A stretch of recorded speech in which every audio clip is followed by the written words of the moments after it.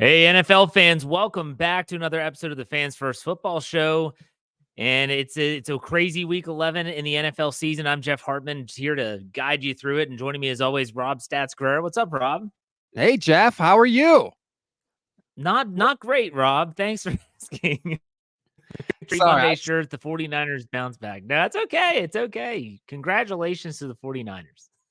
food tastes better, like the air is fresher and cleaner. I can't help it. I get in a good mood when my team wins on Sunday. Absolutely. And I get in a grumpy mood when my team looks like they did on Sunday. And we'll talk about both of those games. Week 11. To me, the slate of games on Sunday, everyone talked about how we got a great slate this week. To me, it's all bookended. The Thursday night game, the Monday night game are supposed to be the big games. I was not that enthralled with Sunday's slate, first and foremost. It just felt like, I don't know, Rob, did you feel the same way? It's kind of like blah. Like there weren't a lot of marquee matchups. Yeah, I thought the league kind of got lucky that some of the games ended up being close at the end. Yeah. That's the one benefit that the NFL has. Like you could have 3 quarters of bad football, but if the game remains close, the end of the game is still somewhat interesting. And I think that's kind of what we had for some of these games. Yeah, and we're going to break down every single one of Sunday's games here on the Fans First Football Show like we do every single week. So let's sit back and let's start off with a team that we've actually talked about quite a bit on this podcast and on other podcasts on our NFL feed, and that's the Houston Texans. The Houston Texans and CJ Stroud continue to impress. They beat the Arizona Cardinals and Kyler Murray 21-16. Houston advances their record to 6-4. They are right in the thick of things in terms of the AFC playoff picture, considering they have head-to-head wins over both Cincinnati and Pittsburgh. CJ Stroud, I'll tell you what, he threw a lot of picks in this game, but he's a premier passer, in my opinion. What do you think, Rob? Yeah, look, this is probably one of the few games where he looked like a rookie, right? Yeah. Did throw the 3 interceptions, as you said. Still put up 336 yards, though. Even his bad games are still good enough to help the Texans get the win. And you're right, they are right in the thick of it. They're not even out of it for the division. Like they, could potentially still win the division. We don't even know. It's just really impressive what DeMeco Ryans and the Texans have done in a year where basically everybody thought, hey, just let CJ get in there and get some experience and you can build this thing up. It's like, well, actually, we're pretty good now. I mean, you'll probably echo this statement. This is not a fluke. Like the Houston Texans, we've been talking about them for the majority of the regular season. You would agree, right? That this is a team that has some staying power. I would agree. I mean, look, I'm very hesitant to crown any quarterback, but CJ Stroud is playing at a level that very few rookies have ever reached. He has almost 3,000 passing yards. It's the 4th most ever in a player's first 10 games. And he joined Joe Burrow as the only rookies in NFL history with 300 or more yards passing in 3 straight games. So he is in very rare air right now. Yeah. And I think we did this last week, but I'll do it again. And I'll look at, okay, what do the Texans have coming up? Huge game coming up this week against the Jacksonville Jaguars. They already beat them the first time they played. This one's at home. Then they have the Broncos. We'll talk about them. They're playing a little bit better. The Jets, Titans, Browns. It's a favorable schedule coming up. I don't think they're going anywhere. Do you? I don't either. And I think it's going to be so much fun to watch them down the stretch. And I think that this is so valuable for them because when you draft a quarterback that high, the only thing their rookie year is usually about is just, can this guy play? Let him take his lumps, get experience. Well, now you're doing all that, but you're also doing it in the midst of not just a winning season, but potentially a playoff season. Exactly. No, I agree 100%. So let's talk about the team that they're going to be playing next week in the AFC South, the 2 teams that are vying for that division, and that's the Jacksonville Jaguars playing against the Tennessee Titans. The Jaguars at Trevor Lawrence, big bounce back game after only putting up 3 points against the 49ers the week prior. 34-14, the Jags advanced to 7-3. Rob, what are your thoughts on this one? I think that this is what the Jags can do when they protect the football. They had been sort of like a chaos ball team because they turned it over a lot on offense and their defense forced a lot of turnovers. Well, they finally protected the football a little bit. Trevor Lawrence, no interceptions. They turned the ball over. They got 2 fumble recoveries in the game, and they blew out the Titans by 20 points. Turns out, if you don't give the other team the ball, you have a chance to win games. And the Jags were a better team than they showed last week against the 49ers. when they protect the ball, this is how good they can look. They get the big win. The Titans are terrible. The Titans are a disaster. And good for the Jags as they, compete for potentially a big year. I love sometimes the knee-jerk reaction narratives around the league, and like that was what we saw with Will Levis. Remember, he had the 4-touchdown game in his very first time as a starter in the NFL, and everyone's like, "This guy is the next guy." Well, that's quickly changed. He didn't play horribly. He had threw 2 touchdowns, no interceptions. He only threw the ball 17 times in this game. Did the Titans have their guy, do you think? I am not willing to say that yet, although, my God, he does throw a beautiful deep ball. Like, it just looks effortless. He hit DeAndre Hopkins deep down the field for a touchdown.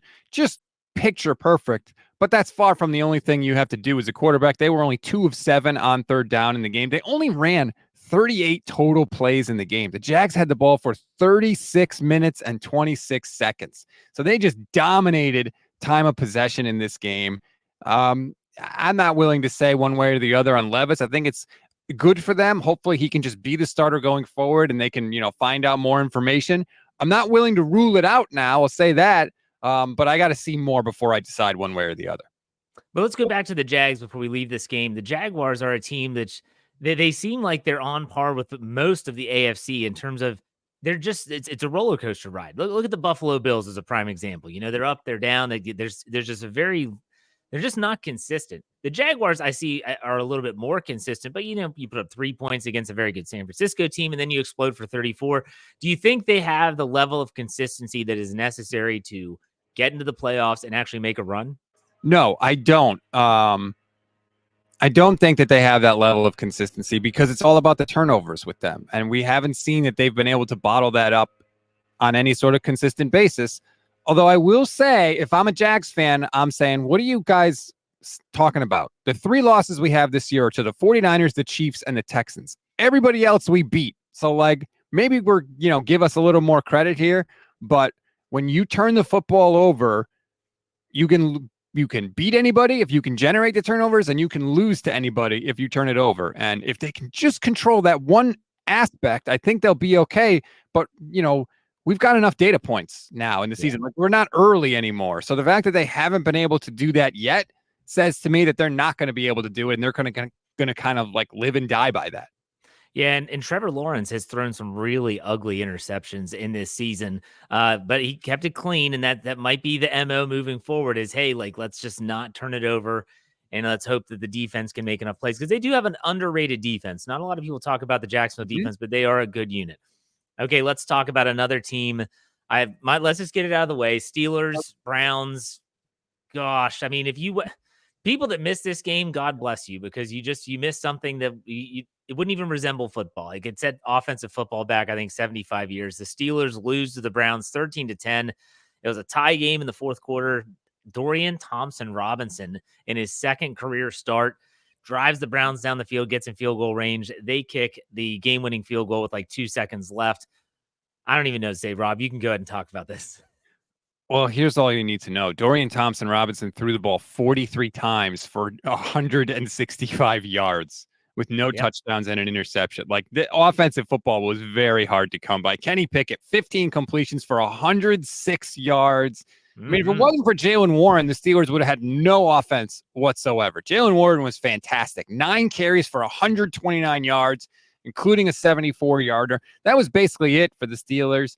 And the Browns are going to the playoffs. They're 7-3 right now. It is unbelievable how good this Cleveland defense is. They just smother you. And I know Thompson-Robinson had a rough outing, and he did, but they still won the game. That's the crazy part of this. It's not like they need, some sort of Herculean effort at quarterback to get these wins, because their defense is so damn good. Well, it's funny you brought up the Titans and their third down offense. Hey, look at Pittsburgh's third down, 3 for 14. And Cleveland was 4 for 17. So what the hell? This is a terrible game to actually watch. It was bad. It was really bad. I mean, and it was Mike Tomlin after the game said, well, this is kind of what we expected. No one expected this. No one expected your quarterback to barely eclipse 100 yards passing in 4 quarters of action. No one expected one offensive play by the Steelers, that 74-yard run by Jaylen Warren. He was a one-man offense. I say that as a Steeler fan. He was the only thing going for the Steelers in this game. Did you see the video that Ben Solak tweeted out? He tweeted it. It's every Yes. single Kenny Pickett pass attempt that went beyond the sticks. It's only 44 seconds long. And some of these are like so hideously bad. Players had no chance. I just saw an incompletion where there's nobody else in the screen. No defenders, no receivers, nothing. That was a dime. That was a dime. What the hell, man? I remember when the Steelers were an offensive juggernaut. You could have argued that the Steelers had the greatest assembly of offensive players in the history of the league when they had Ben, Antonio Brown, Le'Veon Bell, Juju Smith-Schuster. Like, they had an offense that was terrifying, and now it's terrifying for the complete opposite reason. I get it, man. Trust me, I know. It's atrocious, and it's boring football. I feel bad for my children who choose to watch this, and I'm like, gosh, this is like they're like falling asleep on the couch. There's nothing even exciting to watch. I mean, it's 13-10. It's bad. It's just bad. And the AFC North is up for grabs because, well, the injuries amongst the division. When you talk about Joe Burrow being out now for the year, Deshaun Watson's out now for the year, Mark Andrews is done for the year in Baltimore. I don't know. But like you said, the Browns are in their schedule. You talk about their schedule coming up, and they've got the Broncos, Rams, Jaguars, Bears, Texans, Jets, and then they finish up with the Cincinnati Bengals. Anything can happen. We found that, but the Browns are poised for a playoff berth unless they completely fumble it away. Absolutely. Which is a possibility because it is. Browns. And it's Dorian Thompson-Robinson as your starting quarterback. Mm-hmm. So, all right, let's switch gears here and let's go to the Miami Dolphins and Las Vegas Raiders. This was in South Beach, Miami. This was a close game. This is a really close game. Aiden O'Connell keeps the Raiders in it. The Raiders defense does the job against Miami. And when I say does the job, it doesn't do enough to win, but it keeps it close. Like, this is not one of those games where Miami blew the doors off of the opponent. The Dolphins win 20-13, a much closer game than I expected. Las Vegas is playing tough under Antonio Pierce. Miami improves to 7-3. Any takeaways from this one, Rob? Tyreek Hill is such a cheat code. Like, he's such a get out of jail free card. He catches a pass from Tua, just like a regular pass over the middle of the field, and the first defender can't really get a hand on him. And then he runs so fast, he destroys the angle of like 3 or 4 other defenders and runs in for the touchdown. And you could see as soon as he got even with the defenders, he knew he was gone, and he just turns on the Jets and flies through. It is so freaking terrifying every time he catches the football. 10 for 146 in this one on 11 targets. So he's basically catching everything you throw to him. He did have a finger injury in the game that caused him to miss some time, so he could have done even more damage. But that Miami offense is just so explosive. They didn't, put up a ton of points, but the fact that every single play could go for a touchdown is just terrifying.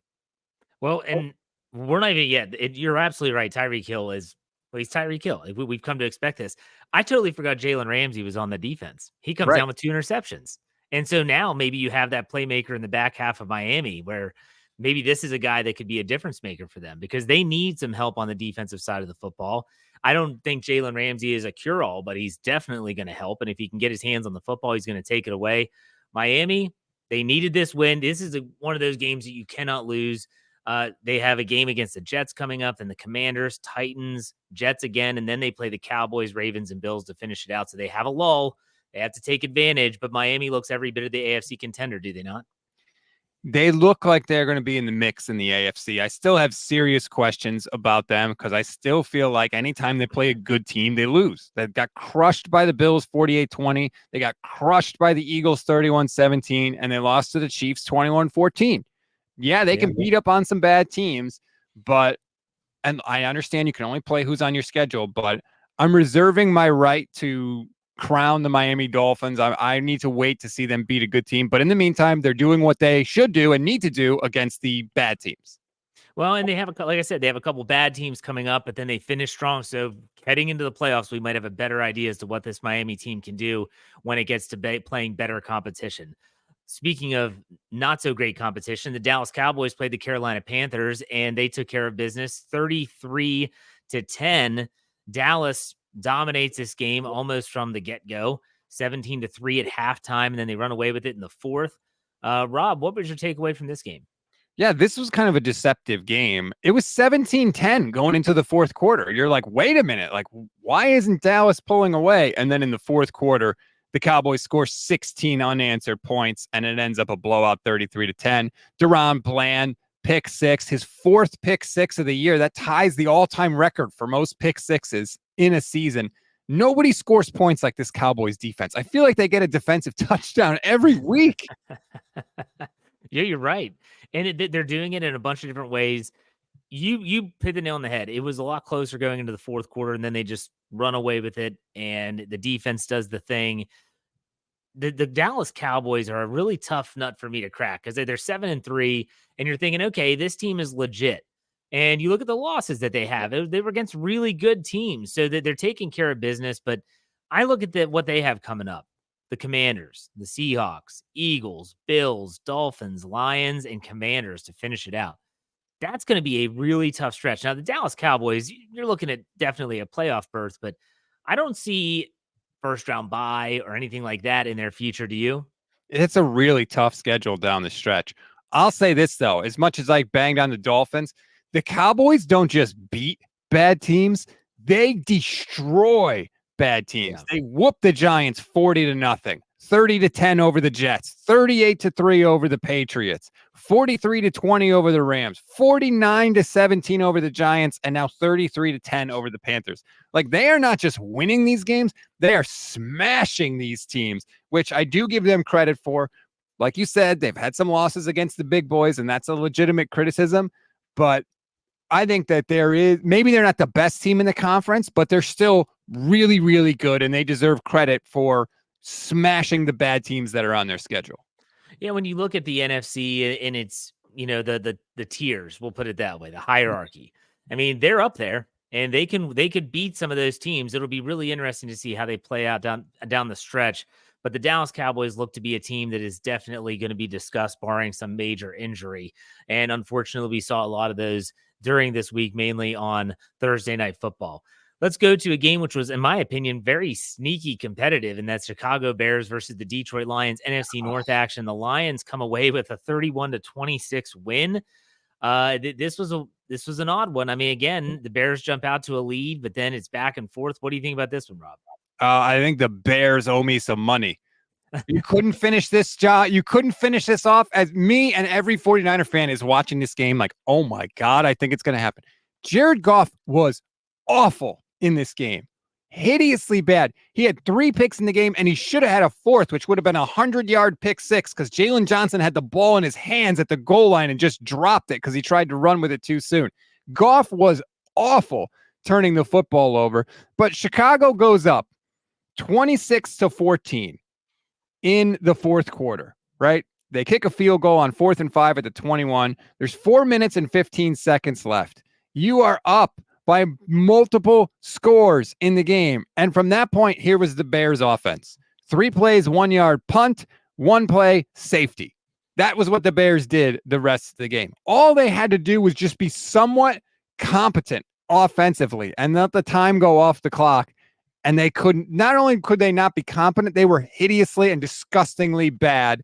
And the Lions end up stealing one. Justin Fields obviously played in this game, leads the Bears in rushing, 18 carries for 104, only throws for 169 on 16 completions. I don't know what is Chicago thinking about Justin Fields and his future. That's what I want to know, because the Detroit Lions escape with this one. You already mentioned that. Do you think the Bears are shopping for one of these high profile rookies this offseason? 100%. Why would you, like, what have you seen from Justin Fields that lets you think he can be a good quarterback in the league? If your answer is he runs the ball really well, I would say, well, I think you got your answer. Like, if that's the best thing he does, he's not a rookie anymore, right? He's got 32 starts now in his career. And I haven't seen anything. He's never thrown from even 200 yards per game in his career, right? He's barely a 60% passer right now. He's not it. Like, he is not it. And I get it, the situation, all that stuff. No, man, it's him. I've seen enough to know I've seen too much. The Detroit Lions, we talk about the top tier in the NFC. They remain there. I'm not sure if I'm a believer in them. I'm more of a believer in the Cowboys, to be honest with you, than I am the Lions. I just feel like the Lions, especially away from home, are just not that good. Chicago is vying for the top pick in the draft again. So we'll see how that plays out. Let's go to another game, which the ending, holy cow, Chargers are going to Charger, right? I mean, that's exactly what we always say on this show. The Green Bay Packers and Jordan Love find a way to beat the Chargers 23-20. We talk about teams that just really don't have a lot of talent. That's not the LA Chargers. They have talent. They have the quarterback. They have the receiving core. They have Austin Eckler. What in the hell? They find unique ways to lose every single week. I'm never shocked, but I don't know. Chargers are going to Charger, right, Rob? I'm a Justin Herbert fan. I always have been. He gets dragged, man. Keenan Allen dropped 3 passes in the game. 2 of them were at the goal line. And then, even in spite of that, the Chargers are driving to try and come back in this game. They get the ball at their own 20, no timeouts, little under 90 seconds left. And Quentin Johnson has a pass that if it's not going to be a touchdown, it's going to put the Chargers in field goal range. Justin Herbert puts it in his hands. If Justin Herbert walked up to Quentin Johnson and placed the ball, it wouldn't have been in a different spot. You couldn't put it in a better spot. And he misses the ball, clangs off his leg, and goes out of bounds. Like, Justin Herbert can't catch these passes by himself, man. And people are going to sit there and be like, look at his record. He's not that good, man. He's got a bunch of stiffs around him. Stiffs. And it's so frustrating to watch because he's so damn good. I couldn't imagine being a Chargers fan. Like, I struggle as a Steelers fan because right now the offense is putrid. But the Chargers, like, my gosh, like, how do you follow this team every week in and week out, and just like, I feel like I'd be pulling my hair out, and I don't have a lot of hair on my head anyways. So it's one of those situations where, man, like, it's just awful. It's just so painful to watch sometimes. Teams always talk about, especially when teams go from struggling for a while to having success, they always say there's a point where the switch flips and they go into every game believing we're going to win. And with the Chargers, how do you not go into the game thinking we're going to find a way to lose, especially if it's close? How are you not sitting on that sideline going, here we go again, right? Because they do it all the time. Every week, they seemingly find a way to lose a one-score game. And you have to wonder in this, the head coaching carousel, which shockingly has only had one piece moving, and that's Josh McDaniels this year. I'm shocked that at 4-6, the Chargers aren't like, all right, Brandon Staley, you may go now. Like, I'm really, really shocked they haven't pulled that trigger, because really, yeah, I understand. Like, you brought up all the players that didn't make plays. They were the ones that didn't catch the ball. That's not Brandon Staley's fault. But at the same time, something's got to give, right? I mean, they're 4-6. This team is better than 4-6, at least on paper. Yet here we are, and they're looking at a steep uphill climb to make the AFC playoffs. Let's not talk about the division. What do they have coming up? Oh, the Ravens, and then they have the Patriots, the Broncos, the Raiders, Bills, Broncos, and finish it off with the Chiefs. I'm sorry. I'm shocked Brandon Staley hasn't been fired yet. He will. Don't worry. It's coming. Yeah. Like, dude, your defense, when are they going to be good? You've got good defensive players there. Why can't you do anything with them? Why is it that last week the Lions put up more yards in the first half than they had in 30 years? And this game, you give up a 300-yard passing game to Jordan Love, who hadn't thrown for 300 yards all year. It's the first 300-yard passing game since Aaron Rodgers was with the Packers. Like, when are you going to stop somebody? When is your defense going to be good? You're supposed to be the defensive guy. And it's like, nope, you can never get a big stop when you need one. Kudos to the Packers for winning the game, but to me, this story is all about the Chargers and how they continue to charger. So the Chargers are going to charger, as we always say. Let's go to an NFC East matchup. The New York Giants beat I did not see this coming, Washington Commanders 31-19. And Sam Howell does not have a good day. the Commanders actually sacked the quarterback at a crazy clip. I think they had like 8 sacks. This guy named, what is it, DeVito, I think is his last name, the First of quarterback. all, how has nobody pointed out that the quarterback of the Giants, Tommy DeVito, has the Tommy exact DeVito. same name as Joe Pesci's character in Goodfellas? Like, are we just going to gloss over that? I feel like we're missing an opportunity here. If there aren't shirts being made, they are now. I guarantee it. But still, the Giants, they find a way to win 31-19, right when you think they're just going to be left for dead and Brian Daboll is being questioned. His team rises up and beats a pretty mediocre Washington Commanders team 31-19. Rob, what do you think about this NFC East game? Well, what do I always talk about? Turnovers. Washington gave the football away 6 times in the game compared to 0 for the Giants. Like, there's never going to be a game where you have 6 turnovers and you win. It's not going to happen. And even a bad team, when you give them the ball that many times, they're going to eventually take advantage of it. And the Giants did. If you like sacks, this was your game. Tommy DeVito was sacked 9 times for 45 yards, and Sam Howell added 4 himself for 26 yards. There's 13 combined sacks in this game. I'm sorry, but it's good. Read the drive. Here are the drives. Giants punt, interception by the Commanders. Giants punt, fumble by the Commanders. Giants touchdown, Commanders field goal. Punt, turnover on downs, punt, touchdown, punt, end of the first half. It was 14-9 at the end of the first. This was a chaos ball game.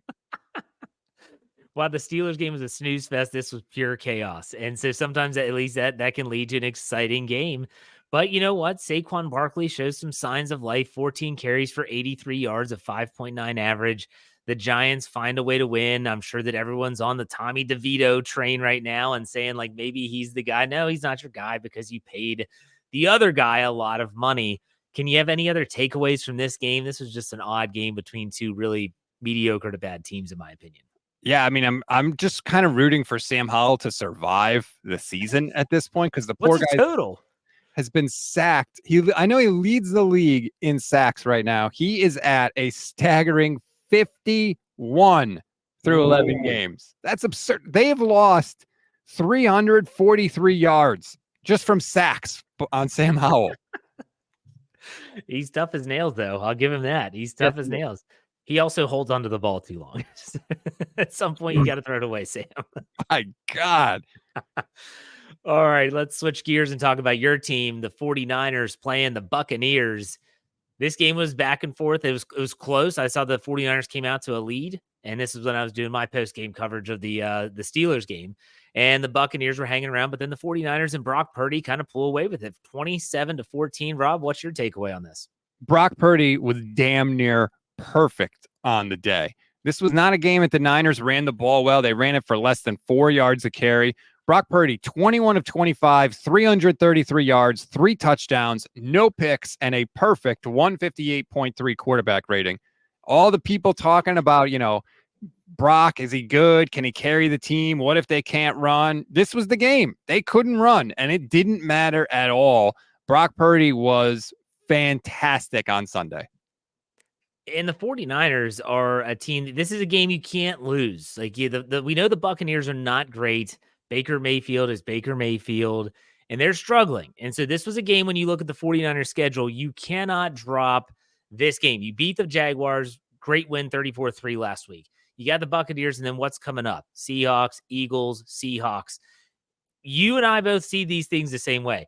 You can't have a letdown game against the Buccaneers. You can't be looking ahead of the NFC West. They take care of business. You have to be excited. You have to be happy, right? I'm bummed that the number 1 seed is not in their control. They're going to need a lot of things to go their way to get that, but the division is completely in their control. And look, you had that 3-game losing streak. It was terrible, but you kind of mitigated that a little bit because you've won 2 straight coming out of the bye. You handled your business, and now you put yourself in a position to win the NFC West. I think if the Niners beat the Seahawks on Thursday, they play on Thanksgiving, it's the late game, the NFC West is theirs. Because they'll have a 2-game lead on the Seahawks. They'll have one, at worst, they'll have a split with Seattle. The other game they have is in a couple of weeks. That's going to be at home. But they have a win over the Cardinals already. They have a win over the Rams already. If you beat the Seahawks on Thursday. That would be my selling point if you're Kyle Shanahan. This division is going to be yours, and I think they will, especially because, as we'll talk about in a minute, Seahawks are pretty beat up right now. Absolutely. Well, let's go to that game now, and it ties in with the NFC West conversation because it was an NFC West matchup between the Seahawks and Rams. Matthew Stafford gets back into the lineup, find a way to beat the Seahawks 17-16. Geno Smith dealing with an elbow injury. He said it's just sore. He was all taped up, had the big ice bag on his arm. They say he's going to play, but like you said, it's a short week, and that's going to be really, really tough. The 49ers defense has to be thinking, let's take advantage. What are your thoughts on this NFC West game? And Seattle, they're coming back down to earth a little bit. Well, first of all, Matthew Stafford is tough as iron, man. That guy, just no matter how much you beat him, man, he just comes back. He got absolutely obliterated in this game on like a flea flicker, comes back into the game in the fourth quarter, leads the Rams to a victory. You talked about Geno Smith getting beat up. He got hit unblocked by Aaron Donald, and thank God the rules are what they are, because Aaron Donald hits him, but you could see he was very careful not to get a penalty. Like, he could have just completely smashed Geno Smith into dust if we were playing under the old rules. Yeah. But he hits Geno Smith. He's got I don't know if it's an elbow or a bruise on his tricep, something with his throwing arm. And he said he wasn't sure if he was going to play on Thursday after the game. Their running back, Kenneth Walker, has an oblique injury. Doesn't look like he's going to be able to play on Thursday. Pete Carroll called it legit, was his quote after the game. So the Seahawks are very, very beat up, and this is a bad loss by Seattle. It's a costly loss because you've already lost to the Rams in week 1. So now you've got 2 losses to them. I already talked about how it puts the 49ers now in a position to control the NFC West if the Niners win on Thursday. It's another NFC loss for the Seahawks. That hurts also. It's not good if you're in Seattle right now.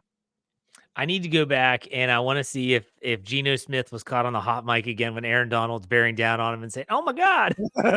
He should, it literally, like, he comes free. He got crushed. It was as brutal a hit as you can see on a quarterback these days. And credit to Geno, because he came back in the game and he led them down in a position. They had a 55-yard field goal at the end that would have won it.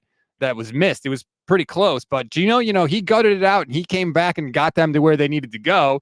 It's just that the kick didn't go in. And so now for the Seahawks, it's a waiting game because, and let's be honest, even if they play Thursday, what kind of condition are they going to be in? Because the 49ers are going to be juiced up for that game. Good luck facing the 49ers this Thursday. That's all I'm going to say. Absolutely. It's going to be a good one to watch on Thanksgiving night. We have 2 more games to cover here on the Sunday slate, the Buffalo Bills and New York Jets. I feel like you can sum up the Jets offense in watching Zach Wilson fall running onto the field. It was caught by the cameras, and they even talked about it on the broadcast. It's just a joke. It's comical how bad. Zach Wilson looks like he's playing at a skill level that's just too difficult for him. Like, when you get the new Madden game and you're like, oh, yeah, no, I usually play on all pro. I'm going to be good. I'll be all set. And then you play and like you just keep losing over and over again. But you don't want to change the skill level because you're like, no, this is what I'm used to. Damn it. It's too hard for Zach Wilson. It's too hard for him. He can't do it. It's comically bad. Their offense is just putrid. And for Robert Saleh to have taken this long to potentially waiver on Zach Wilson is criminal. It's criminal with the defense that the Jets have. I know the Bills put up 32 points in this game, but there's only so many times where your offense can go out there and do nothing. It's just, you have to do something different. I don't care if it's Tim Boyle, Robert Saleh. You owe it to that defense to make a change because the quarterbacking for the Jets is hideously better. If they had even average quarterbacking, they're probably 500, if not better, and maybe potentially put them in a position where Aaron Rodgers, I can't believe I'm saying this, but comes back at the end of the year. But now there's no point for Aaron Rodgers to do the impossible because they're not going to win any games. They're just that bad. And there's already reports that the Jets defense is kind of turning on the coaching staff and saying like, this is ridiculous. And I get it. I mean, if you're a defender and you're out there and you're busting your hump and you're out there the majority of the game because the offense can't sustain any drives or anything like that, it's got to be an infuriating feeling and also a helpless feeling that the head coach did nothing when he had the opportunity to maybe pull a trade for a Jameis Winston. Not that it would have been, markedly better, but it probably would have been. We've talked about this on this. Yeah, no, it couldn't have been worse. That's what I go back to. But we've talked about this at length, that it's criminal. You just said it. What Robert Saleh's done with that offense and just allowing it to continue to ride. But let's also talk about the Buffalo Bills. They do put up 32 points. They bounce back. They're 6-5. And now all of a sudden, you look at the Cincinnati Bengals issues and Joe Burrow being done. You look about the AFC, those outliers, those fringe teams, they're alive and well. They absolutely have a shot at making the playoffs. And they're a team, even though they're inconsistent, that could do some damage if they get there. They desperately had to have this win if you're the Buffalo Bills. I mean, your season was circling the drain.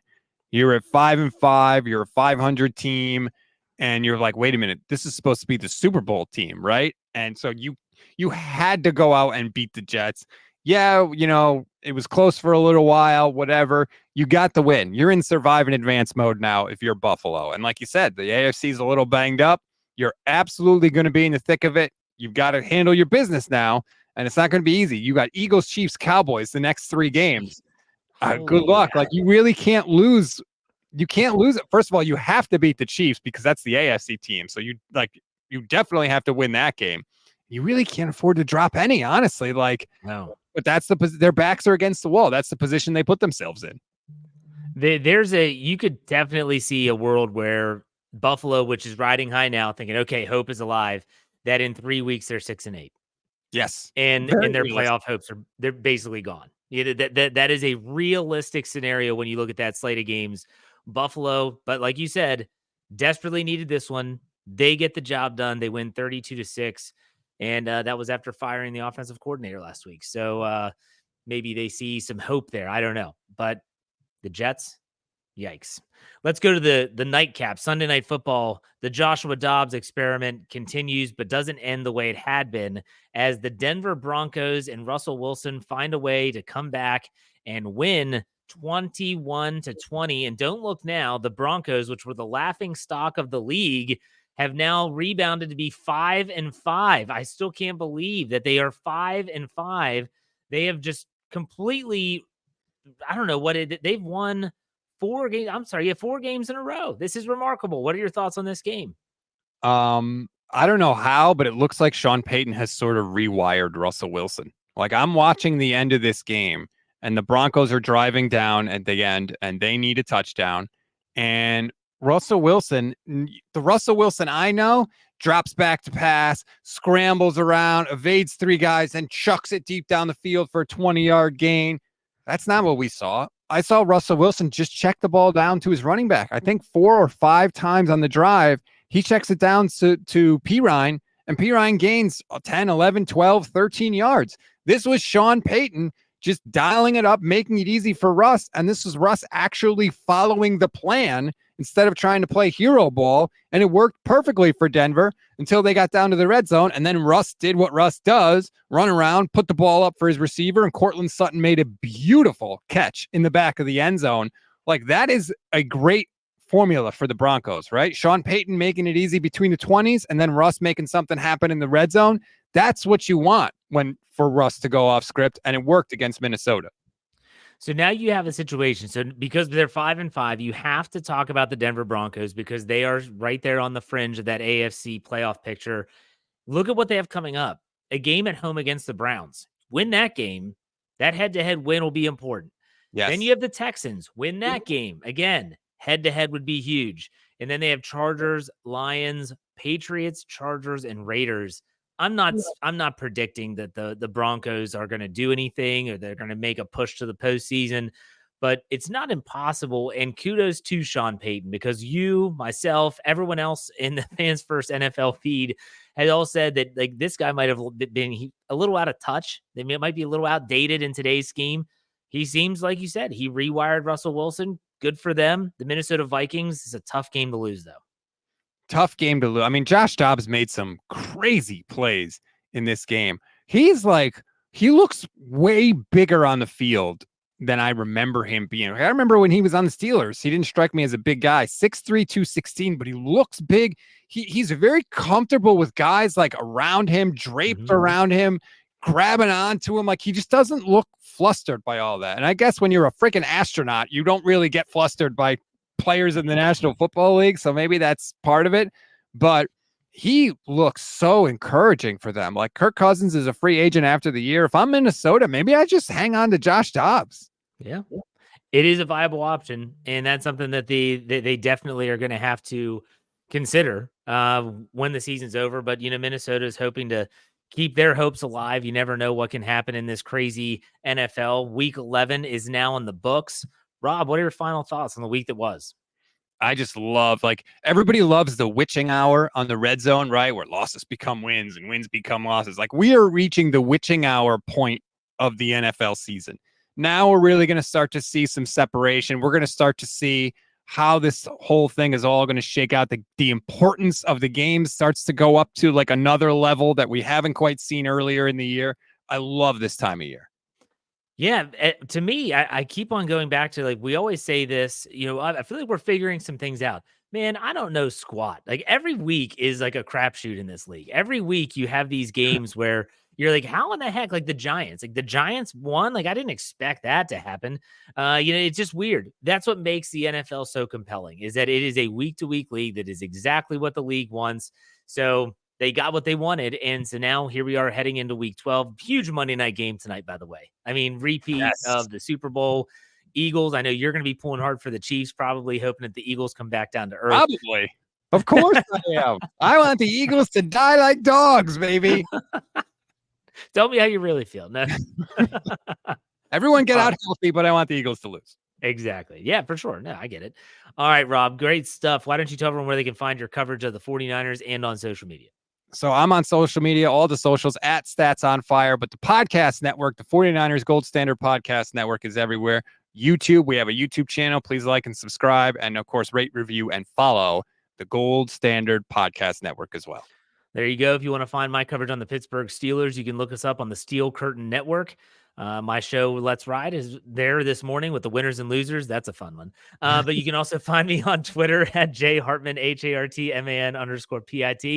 Rob, have a happy Thanksgiving, man. Enjoy the game on Thursday night, and we'll talk next week. You too, Jeff. Take it easy.